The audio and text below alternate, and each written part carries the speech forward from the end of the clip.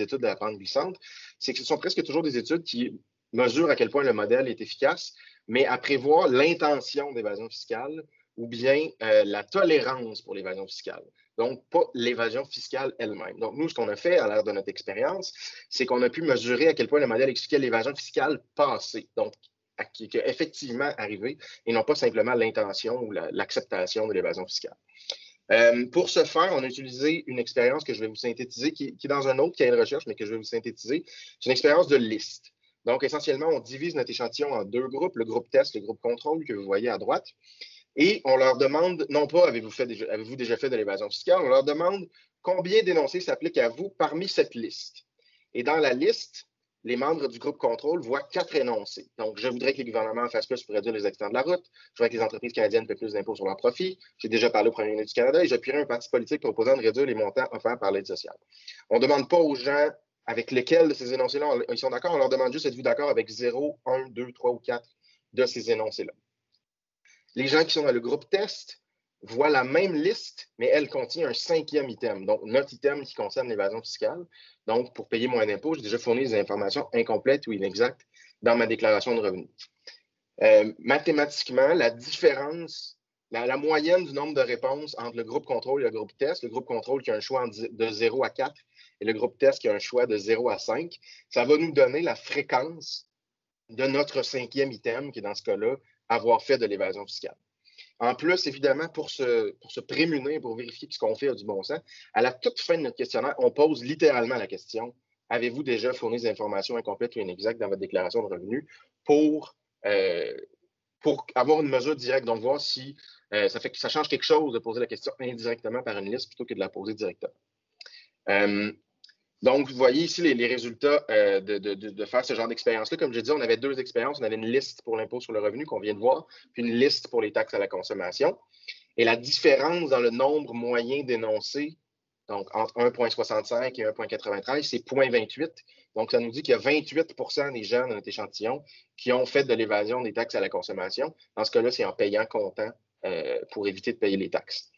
Quand on pose directement la question aux gens, comme j'ai dit à la fin du sondage, on voit que 26 des gens sont prêts à nous le dire tel quel qu'ils ont effectivement payé comptant pour éviter les taxes. Et dans le cas de l'impôt sur le revenu, on a 13 des gens qui, sous la liste, nous révèlent avoir menti ou omis des informations pour payer moins d'impôts. Mais quand on pose directement la question, c'est entre 5 et 6 des gens qui sont prêts à l'avouer. Donc, vraisemblablement, on découvre quelque chose qu'on n'aurait pas détecté en posant simplement la question. Et visiblement, le différentiel est beaucoup moindre pour les taxes à la consommation que l'impôt sur le revenu. Si ça vous intéresse, je vous invite à aller lire le cahier de recherche qu'on a publié l'automne dernier spécifiquement là-dessus.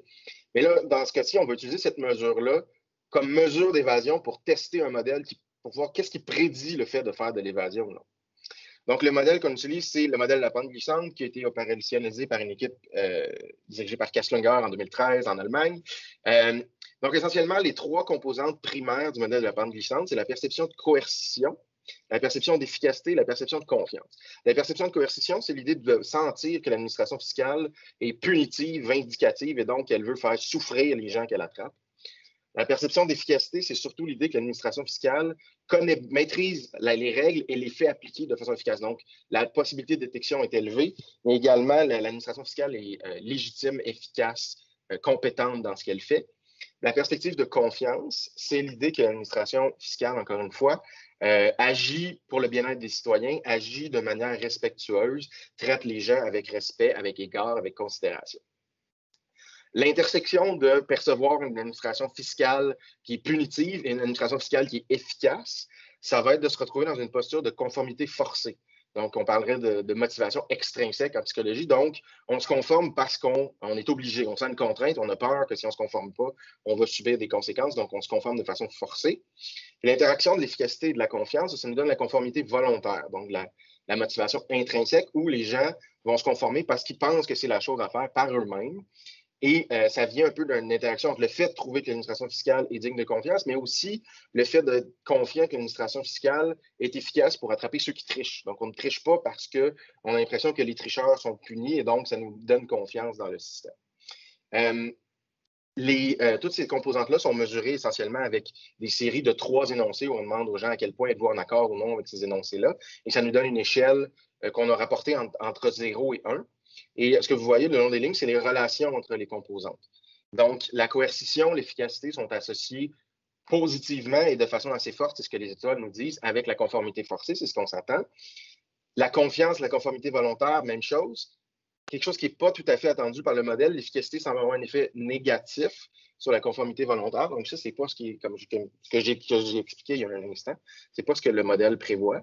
Et la coercition et la confiance qui sont associées négativement, c'est ce qu'on devrait s'attendre. C'est des canaux complètement opposés. Mais vous voyez que l'effet est très, très faible. Donc, ça, c'est juste quand on utilise nos échelles, on mesure ce que les gens, la relation entre les perceptions qu'ont les gens par rapport à eux-mêmes. Évidemment, notre but, c'est de voir est-ce que ce modèle-là prévoit quelque chose. Donc, ce qu'on fait, c'est qu'on rajoute à la fin une variable d'évasion fiscale que je vais faire varier au fil des diapos. Ici, dans ce cas-là, c'est quand on a demandé directement aux gens s'ils faisaient de l'évasion des taxes à la consommation, donc à la toute fin du questionnaire. Les coefficients qui sont en haut, c'est exactement les mêmes qu'au début. Ils ne bougent pas d'une itération à l'autre. Donc, ce qui nous intéresse particulièrement, c'est les relations qu'on voit en bas. Donc, dans ce cas-là, on voit qu'il y a une posture de conformité forcée. C'est associé à plus d'évasion des taxes à la consommation. Et une posture de conformité volontaire, c'est associé à moins d'évasion des taxes à la consommation. Avoir une posture de conformité, que c'est associé à moins d'évasion, c'est logique. Si on se conforme, on fait moins d'évasion. Si on a une posture de conformité forcée que ça amène à plus d'évasion fiscale, ça veut dire que sous la contrainte, en fait, les gens se conforment minimalement le moins qu'ils peuvent parce qu'ils le font seulement par obligation. Et peut-être que dans les faits, ça fait qu'ils vont saisir toutes les occasions qu'ils ont de faire de l'évasion. Donc ça, ce n'est pas tout à fait ce qui est prévu par le modèle, puis c'est intéressant pour les administrations fiscales. Quand on change la variable d'évasion, donc on utilise la liste au lieu de la question directe, l'expérience qu'on a fait tout à l'heure, il y a encore la relation positive entre conformité et évasion fiscale, mais la relation devient beaucoup plus ténue. La relation de conformité volontaire et évasion, elle disparaît complètement. Donc, le canal de la confiance, de l'efficacité, de la conformité volontaire, il n'explique pas vraiment le comportement d'évasion quand on le mesure avec une liste. Donc, ça n'est plus une question directe, c'est une question indirecte qui protège la confidentialité. C'est un peu ce qu'on revoit si on passe à l'évasion de l'impôt sur le revenu, donc notre deuxième expérience. Encore là, relation directe entre conformité forcée, évasion, relation négative entre conformité volontaire et évasion, quand on pose directement la question.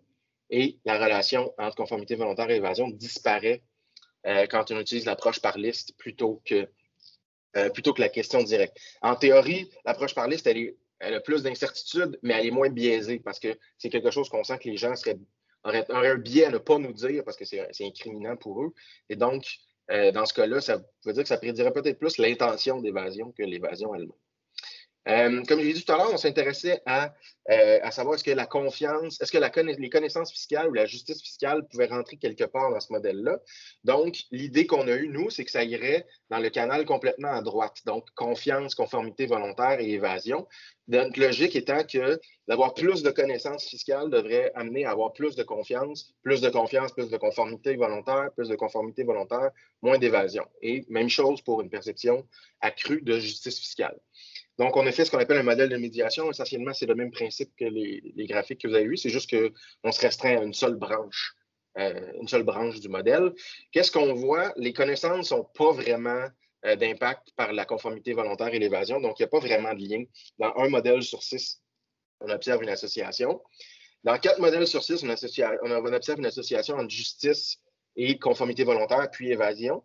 Mais cet effet-là est positif. Donc, avoir une plus grande perception de justice fiscale ferait qu'on ferait plus d'évasion, ce qui n'est pas vraiment intuitif du tout. C'est un résultat qui nous a surpris. À ce jour, on ne sait pas encore tout à fait comment expliquer. Quand on le fait à 2 médiateurs, c'est quand on rajoute la confiance, donc on rallonge la chaîne, comme vous voyez dans le modèle en haut. Ça donne essentiellement les mêmes choses, donc très peu d'explications par les connaissances, des explications par la justice. Essentiellement, ce qu'on voit, c'est que la justice a un effet sur la confiance a un effet sur la conformité volontaire, et cet effet-là fait baisser l'évasion fiscale. Mais la justice elle-même a aussi un effet direct sur l'évasion fiscale, outre le canal qu'on a détaillé, où ça fait augmenter l'évasion fiscale. Ce que ça nous fait dire, c'est les réflexions qu'on apporte à la fin. D'abord, les connaissances fiscales, ça a été théorisé par plein de gens. Ça ne semble pas cadrer dans notre modèle. Ça n'explique pas vraiment l'évasion fiscale en général, ça ne cadre pas bien dans le modèle de la part glissante. La justice, ça semble prévoir l'évasion fiscale, mais pas par le biais de la confiance et de la conformité volontaire, comme le prévoirait le modèle. Donc, c'est un facteur explicatif, mais on ne sait pas trop par quel chemin ça passe. Les autres résultats importants, c'est beaucoup la conformité forcée qui est associée à plus d'évasion plutôt que moins. C'est vraiment un résultat important pour les administrations fiscales. Ça justifie dans une certaine mesure l'approche client, la perspective qu'il faut accompagner les contribuables, qu'il faut développer une relation de confiance et de respect. Si le canal, justement, de la conformité volontaire est plus porteur pour la conformité que le canal, disons, du bâton qui passe par la conformité forcée. Et finalement, nos résultats avec le modèle de la pente glissante sont peu concluants pour l'explication de l'évasion fiscale, en tout cas dans le cadre de notre expérience. Donc, disons qu'il va falloir qu'il y ait des nouveaux tests de ce modèle-là, parce que nous, on met en doute sa capacité à expliquer une partie des choses qu'on pense qu'il serait censé expliquer dans le futur. Ça fait le tour pour ce premier cahier de recherche-là. Je vais passer la parole à Luc qui va vous détailler le cahier de recherche plus sur la perception du niveau des impôts. Parfait. Merci, Antoine. Donc, je vais tenter de prendre le contrôle et passer à la prochaine diapo. Alors, donc, on aborde la deuxième étude qui s'intéresse à l'éternelle question du fardeau fiscal au Québec. Et on le fait cette fois par une approche expérimentale. Donc, techniquement...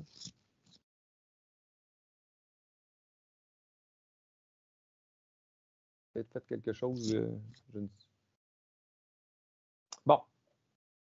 Historiquement, ce n'est pas la première fois que la chaire pose cette question-là aux gens. Donc, la question que vous avez sous les yeux. Personnellement, quand vous considérez l'ensemble des programmes et des services gouvernementaux, diriez-vous que vous payez trop d'impôts, assez d'impôts ou pas assez d'impôts?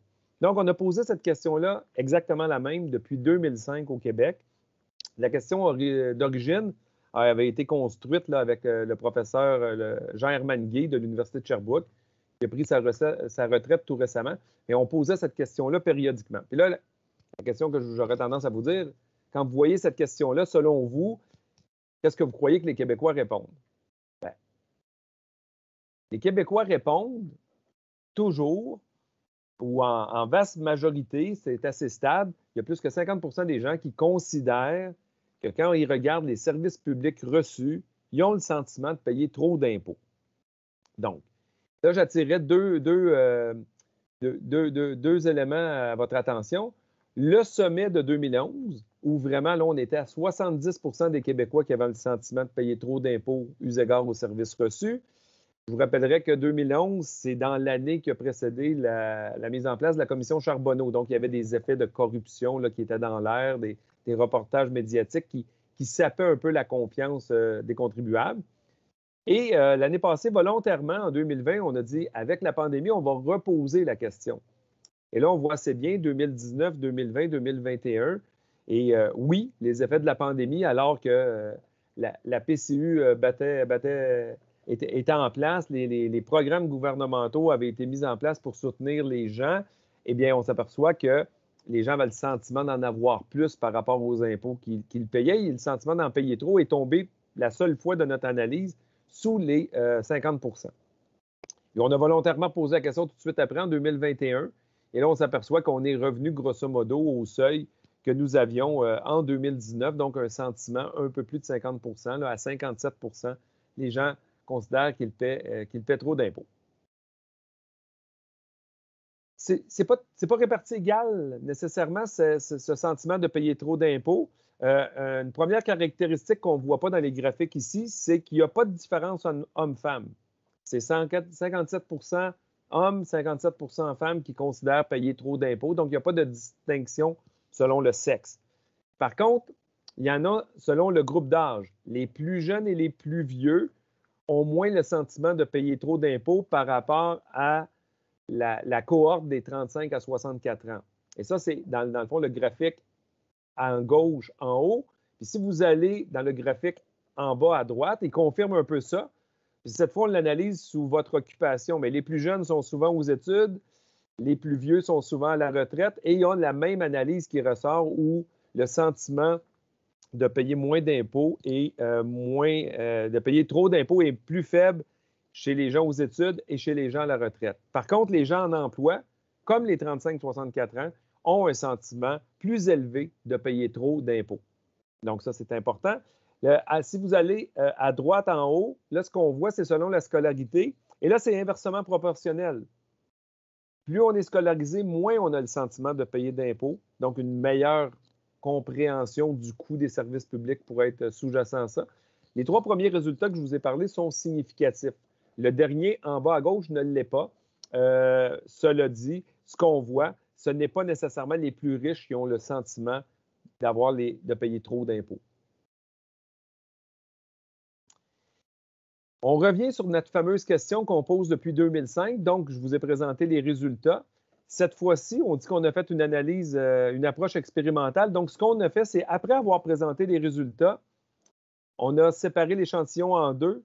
Il y a un premier groupe qui a vu les impôts qu'il payait par rapport à sa situation. Donc, préalablement, on leur avait demandé quelle est votre situation personnelle. Êtes-vous une personne seule? Êtes-vous en couple? Patati patata.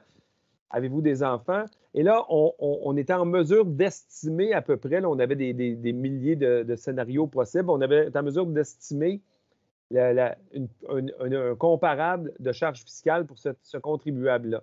Et là, on lui montrait sa situation. Et dans un autre groupe, on montrait au sondé sa situation et on faisait un comparatif avec quelqu'un qui avait un revenu soit un peu plus faible, soit un peu plus élevé pour qu'il puisse voir l'évolution de la charge. Bon, une fois qu'on a fait ça, on reprenait la question pour voir s'il y avait des changements, significatifs qui pouvaient être apportés une fois qu'on vous a posé la question, on vous a montré votre situation et ou celle d'un autre groupe, et on reprenait la question pour voir si ça avait une influence sur votre réponse. Là, ce qu'il faut noter, c'est qu'il y a une très légère baisse de la proportion des gens qui trouvent payer trop d'impôts après avoir vu leur propre situation. Et il y a une très légère baisse des gens par rapport au sentiment de payer trop d'impôts s'il y avait une simulation comparative. Donc, ça a peu d'effet. En fait, Antoine vous a dit au début qu'on avait 1500 répondants pour cette expérience-là.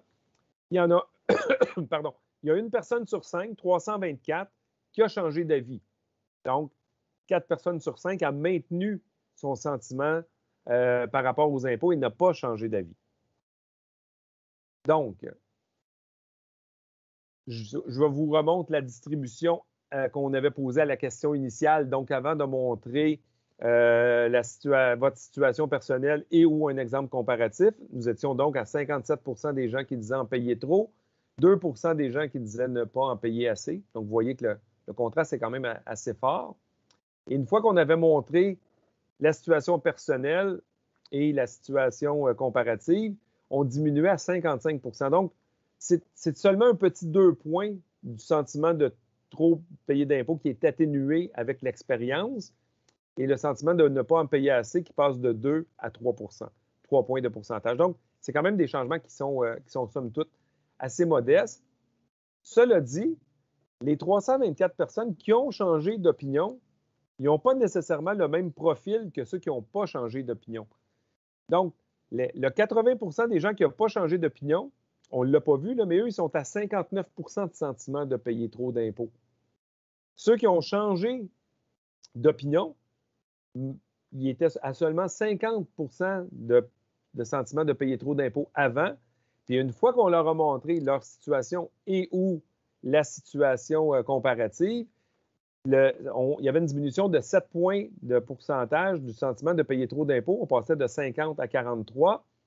Et le sentiment de payer pas assez d'impôts passait de 2 à 8. Donc, vraiment, pour ces gens-là, ça avait quand même des changements qui peuvent quand même être considérés significatifs. Cela dit, ce n'est pas uniforme. Ce n'est pas tout le monde qui passe de trop à assez. Il y a eu des changements dans tous les sens. Et je vais vous laisser, Antoine, vous présenter un peu, décortiquer un peu les changements d'un sens et dans l'autre pour ceux qui ont changé d'opinion. Oui, bien, comme Luc l'a dit, on a creusé dans l'échangeur d'opinion parce que sinon, il ne se passe pas grand-chose. L'absence d'effet, c'est un résultat intéressant, mais ça titille le chercheur. Donc, on est allé un peu creuser qu'est-ce qui se passe chez les gens qui changent d'avis. Puis, c'est pas très systématique, c'est-à-dire que au final, les gens qui ont changé d'avis étaient des gens qui trouvaient déjà leurs impôts trop élevés dans une plus faible proportion que les autres. C'est encore plus vrai après, mais c'est pas l'effet d'un paquet de gens qui ont, d'une énorme majorité de gens qui sont passés de trop à assez. En fait, c'est des flux contraires. Donc, les gens qui sont passés de penser que leur impôt était trop élevé à assez élevé, des gens qui sont passés de penser que leur impôt était assez élevé à trop élevé.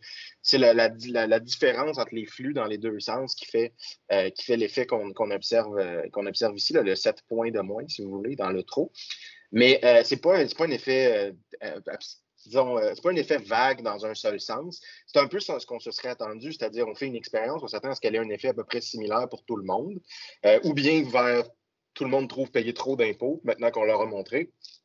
Les gens sont rassurés, finalement, ils ne trouvent pas payer trop d'impôts. Mais là, dans ce cas-là, ce qu'on observe, c'est des résultats un peu dans tous les sens. Donc, même en creusant chez les changeurs d'opinion, ce qui ressort, c'est que notre expérience n'a pas changé beaucoup l'opinion des gens sur cette question-là. On le voyait aussi, on pose la question depuis Luc et Jean-Herman ont posé la question pendant presque 20 ans maintenant. Puis, il y a quand même une forte stabilité dans le temps. Là, ce qu'on observe, c'est que quand on illustre la situation personnelle des gens, ça n'a pas un énorme impact. En théorie, il y aurait deux explications pour ça. A, c'est que les gens connaissent déjà bien leur niveau d'impôt personnel, donc on ne leur a rien appris en leur présentant notre simulation. Ça pourrait être ça, c'est très personnel, mais je ne suis pas sûr que c'est la meilleure explication. Je pense qu'il y a plusieurs fiscalistes là, dans nos participants. Habituellement, la plupart des gens n'ont aucune idée de combien ils payent d'impôts. On entend continuellement des gens nous dire qu'ils payent 50 d'impôts alors que c'est le cas d'à peu près personne. L'autre possibilité, c'est que le niveau des impôts nets des individus, c'est pas ça qui détermine leur perception à l'égard des impôts. Notre question, elle demande aux gens s'ils en ont pour leur argent en termes de services, en termes d'impôts. Donc, ça se peut que cette question-là, dans le fond, elle capture quelque chose qui a rapport avec le niveau des impôts en général dans la société. Donc, pas tant une question individuelle qu'une question de société. Est-ce que les impôts sont trop élevés tout court? Et je reviens à un résultat qu'on avait justement avec German il y a 2 ans, où on avait posé la question à travers le Canada, et les Albertains trouvaient leurs impôts trop élevés pratiquement dans la même proportion que les Québécois, alors que les Albertains en payent beaucoup moins. Donc, il semblerait que ce soit quelque chose qui est peut-être plus dans l'air, dans la société, dans les discussions, que nécessairement un calcul typiquement individuel. Donc, c'est les résultats que ces expériences-là nous donnent. Comme j'ai dit, ce pas des résultats. En fait, dans beaucoup de cas, ce qu'on observe, c'est des absences de résultats, mais c'est des absences de résultats qui sont super informatives. Donc, il faut aussi présenter ces résultats-là qui nous forcent à continuer de réfléchir ou qui forcent à trouver des nouvelles théories, des nouvelles explications pour des choses qu'on essaie de comprendre. Donc, Luc va conclure et va passer aux questions. Bonjour, donc me revoici. On m'a demandé de ne pas reprendre le contrôle de la présentation, Antoine, mais de te demander de changer de diapo. Ça crée des petits problèmes là, pour les gens qui regardent la présentation. Donc, voici, c'est les 2 études que nous vous avons présentées. Elles viennent d'être mises en ligne sur le site de la chaire pour ceux qui veulent les consulter. J'en profiterai pour remercier donc les auteurs. Antoine est sur les 2 études ainsi que moi-même. Jean-Herman Gay était sur l'étude de la pente glissante et Suzy Saint-Cerny dans celle sur le fardeau fiscal et l'approche expérimentale. Donc, merci à tout le monde d'avoir participé à la réalisation de ces études. On est maintenant rendu à la période de questions. Je vous rappelle qu'on peut y répondre, soit que vous levez la main et on vous donne la parole et vous allez pouvoir ouvrir votre caméra pour poser la question, ou soit vous allez dans le dialogue et vous inscrivez vos questions, puis on va les prendre une à la suite de l'autre. Alors, pour le moment, je ne vois pas de questions. Je vois une main se lever. Jean-Louis Bagot, je présume que vous voulez poser directement votre question. Sans problème, vous pouvez ouvrir votre caméra et poser votre question. OK, oui, bonjour. Donc, merci Antoine pour la présentation. Donc, je me présente, moi, je suis de Revenu Québec, la direction des études économiques. Donc, moi, j'avais une question sur, En fait, le premier, notamment le modèle de la pente glissante avec les données de léger. Étant donné que c'est le panel web, généralement, on peut s'attendre à ce qu'il y ait comme une sorte de biais possible lié au groupe de personnes qui sont dans un panel précisément là. Je me demandais, vous avez parlé notamment déjà de la pondération pour un peu corriger ce biais-là, mais je me demandais le biais un peu inobservable lié au panel web, je ne sais pas comment vous le traitez un peu dans l'estimation. Ben, c'est sûr que le biais principal que vous avez en utilisant un panel web, en théorie, c'est que vous ne rejoignez pas les gens qui ne sont pas connectés. C'est quand même une portion non négligeable de la population québécoise. Vous ne rejoignez pas les gens qui ne sont pas connectés parce qu'ils n'ont pas accès à Internet ou parce qu'ils ont peu disons, de numératie, de numératie technologique. C'est un biais en fait, on ne peut pas vraiment le mitiger. On n'a pas de questions qui nous permettent de détecter ça. On peut présumer que ce seraient des gens qui seraient, pour les compétences numériques, peut-être plus âgés, mais pour la distribution géographique, on ne peut juste pas le compenser. Mais je dirais simplement, c'est le problème qu'on a pour toutes les études par sondage. Donc, si on faisait, comme je l'ai dit tout à l'heure, si on faisait des sondages téléphoniques, on aurait des biais catastrophiques dans d'autres sens. Notamment, on aurait très peu de jeunes qui répondraient. Puis en plus, non seulement on a des gens qui sont juste carrément pas dans les banques, mais en plus, on a un certain nombre de gens qui ne répondent pas au téléphone. Puis on sait que les gens qui répondent au téléphone ne sont pas tout à fait représentatifs de la population globale. Donc, on n'est pas vraiment en mesure de compenser ces biais-là. La seule chose que je pourrais dire à la rigueur, c'est que dans le cas de l'évasion des taxes à la consommation, on pourrait penser que ça peut jouer. Dans le cas de l'évasion de l'impôt sur le revenu, ma théorie, c'est que si une personne n'a pas les compétences numériques ou de littératie pour être capable de répondre à un sondage par panel web, il y a peu de chances qu'elle ait la sophistication aussi pour dissimuler ses revenus à Revenu Québec, mettons de façon sophistiquée. Donc, je pense que dans ce cas-là, cette estimation-là est peut-être moins biaisée par cet aspect-là, mais foncièrement, on peut pas. C'est un biais qu'on est obligé de vivre avec. On sait qu'on ne représente pas, on ne peut pas capturer exactement toute la population. Puis malheureusement, on n'est pas Statistique Canada, on vient pas, les gens ne peuvent pas on ne peut pas forcer les gens à nous répondre. Donc, on doit juste vivre avec ces biais-là. Merci beaucoup. Antoine, j'ai une question ici dans la zone de discussion. Ils disent, qu'en est-il de la nouvelle vague de l'évasion fiscale, soit le fait que les personnes fassent de l'évasion sans le savoir, sous la recommandation de professionnels en placement ou en finance? La personne fait entre autres référence à la manière, aux dernières fuites de documents sur les paradis fiscaux. Donc, quelque chose à ajouter là-dessus autour de l'évasion fiscale? Oui, c'est pas la première fois qu'on présente cette étude-là, c'est une question qui revient souvent. Le sondage qu'on utilise, c'est un sondage pour la majorité de la population. Donc, nécessairement, on capture ce qu'on pourrait appeler de l'évasion fiscale ordinaire. Donc, justement, payer des achats comptants pour ne pas payer de taxes, mentir ou omettre sur sa déclaration d'impôt. La façon dont on le formule, si la personne le fait par inadvertance, ça ne sera pas capturé. On leur demande, avez-vous intentionnellement dissimulé, menti ou omis des choses? Donc, si les personnes font de l'évasion fiscale sans le savoir sur la recommandation de quelqu'un d'autre, ça ne sera pas capturé dans notre étude. Et plus généralement, si on imagine les cas très médiatisés et complexes de personnes qui vont faire transiter leurs avoirs, leurs compagnies, leurs profits par des shell corporations et des choses comme ça, vraisemblablement, ils ne répondent pas à des sondages. Point.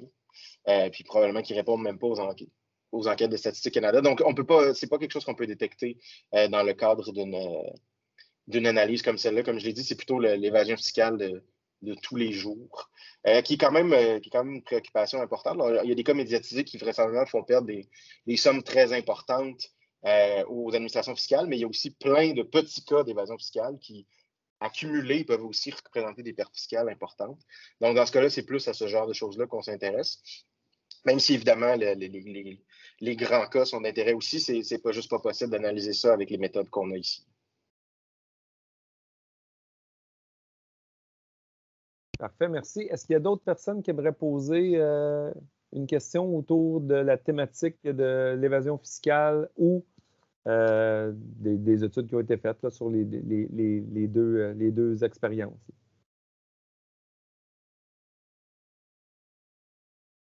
Il n'y a pas d'autres questions. J'en vois pas d'autres. J'en profiterai une dernière fois pour vous remercier. Vraiment, vous êtes nombreux à vous inscrire à nos activités. C'est toujours apprécié. J'ai vu à un certain moment, là, on a passé les 140 participants en même temps. Puis jusqu'à la toute fin, on était plus de 120. Donc, je vous remercie tout le monde et je vous dis à une prochaine activité. Merci beaucoup. Au revoir.